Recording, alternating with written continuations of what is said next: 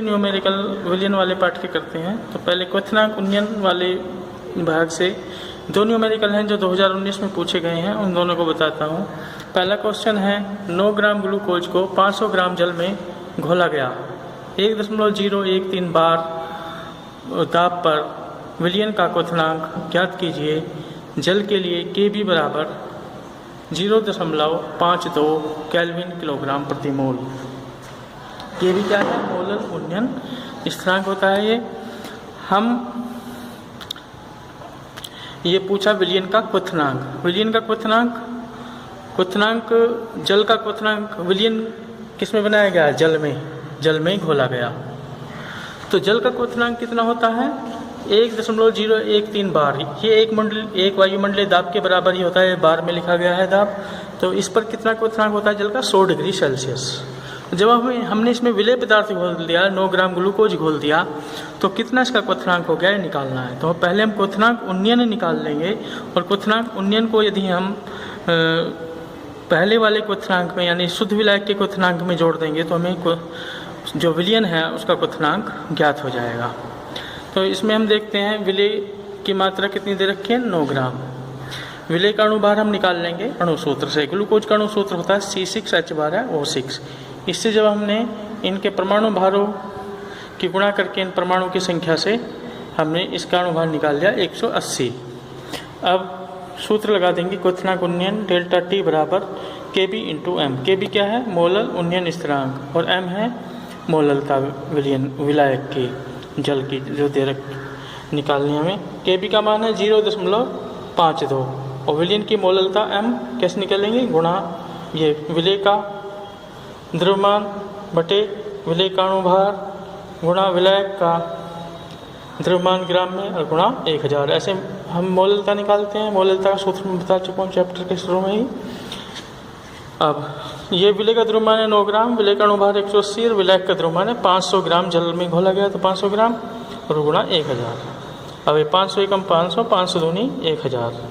अब 2 और 9, 9 दूनी 18, 18 एकम 18 कट गया, यहाँ आया 10, और जब हमने 10 से इसको भाग किया तो आया 0.052। हमारा क्वथनांक उन्नयन डेल्टा T का मान आया 0.052। तो इसीलिए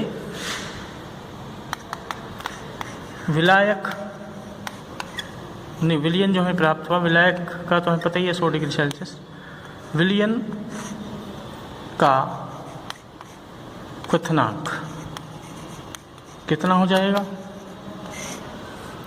बराबर 100 डिग्री सेल्सियस होता है जल का, उसमें विलेय पदार्थ ग्लूकोज मिला दिया तो विलियन बना। तो इसका क्वथनांक कितना हो गया? 0.052 और जोड़ देंगे इसमें, तो क्वथनांक हो गया इसका 100.052 ये डिग्री सेल्सियस। ये आंसर आ जाएगा, इतना क्वथनांक इसका है। तो ये क्वेश्चन हो गया कंप्लीट। इसके बाद दूसरा क्वेश्चन देखते हैं। अगला क्वेश्चन है 3 ग्राम यूरिया को 100 ग्राम जल में घोलने पर जल के क्वथनांक में उन्नयन की गणना कीजिए। जल के लिए मोलल उन्नयन स्थिरांक का मान 0.52 केल्विन किलोग्राम मोल इनवर्स है। देखो बिल्कुल उसी तरह से क्वेश्चन ये दिया गया है जैसे पहले दिया गया था। पहले वाला क्वेश्चन अभी जो हमने किया है इसमें ग्लूकोज की जगह यूरिया लिया गया है। तो वहाँ पे हमने ग्लूकोज का अणुभार ज्ञात करा था, तो यहाँ पे यूरिया का अणुभार ज्ञात कर लेंगे यूरिया के सूत्र से। यूरिया का सूत्र होता है NH2CO NH2। तो इसकी सहायता से हम अणुभार ज्ञात कर लेंगे यूरिया का। अब देखो 100 ग्राम जल में घोला गया है, वहाँ पे 500 ग्राम जल में घोला गया है, यहाँ पे 100 ग्राम जल में घोला गया है। तो उसी सूत्र में ये सब मान रख करके हम कैलकुलेट कर लेंगे। बिल्कुल आसान क्वेश्चन है, पहले की तरह से है, तो हम इसको कर लेंगे अपने आप। इसके बाद अगला क्वेश्चन देखते हैं। का लास्ट क्वेश्चन हिमांक अवनमन से है। ये क्वेश्चन भी 2019 में पूछा गया है। 7.5 ग्राम पदार्थ को 75 ग्राम जल में घोलने पर हिमांक में 1.2 डिग्री सेल्सियस की कमी हुई। पदार्थ का अणुभार ज्ञात कीजिए। जल का मोलल अवनमन स्थिरांक Kf बराबर 1.86 केल्विन प्रति किलोग्राम केल्विन किलोग्राम प्रति मोल इसका वो होगा मात्रा। इसका देखो कैसे सोल्व करेंगे। पहले जो दे रखा है उसको हमने लिख लिया। विलेय की मात्रा 7.5 ग्राम। विलेय का अणुभार हमें ज्ञात करना है। हिमांक में अवनमन यानी हिमांक में जो कमी हुई है डेल्टा टी बराबर 12 डिग्री सेल्सियस।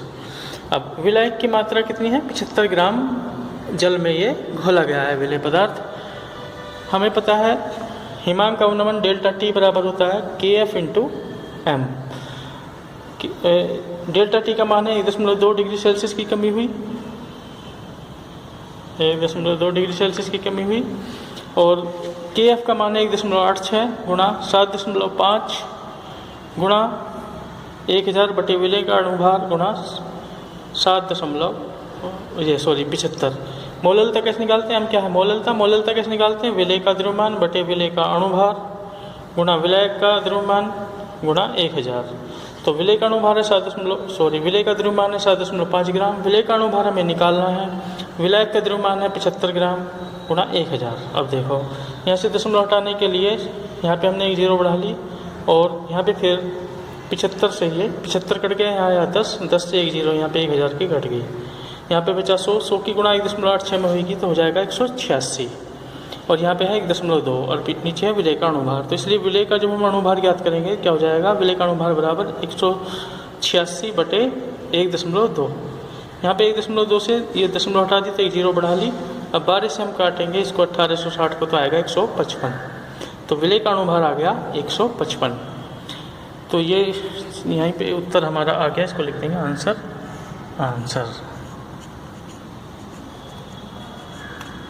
इस चैप्टर समाप्त हुआ आपका। इसमें और भी जो क्वेश्चंस हैं या न्यूमेरिकल हैं जितने भी हैं, कंपटीशन के हैं, बिना कंपटीशन के या NCERT में पूछे गए हैं, वो सभी आप करके देखेंगे। इसको हम कोई क्वेश्चन समझ में नहीं आएगा तो मुझसे पूछ लेंगे मेरे व्हाट्सएप नंबर पे। ये चैप्टर यहीं पे समाप्त होता है। इसके बाद जो अगला चैप्टर है विद्युत रसायन का, इलेक्ट्रोकेमिस्ट्री का, वो कल से शुरू करेंगे।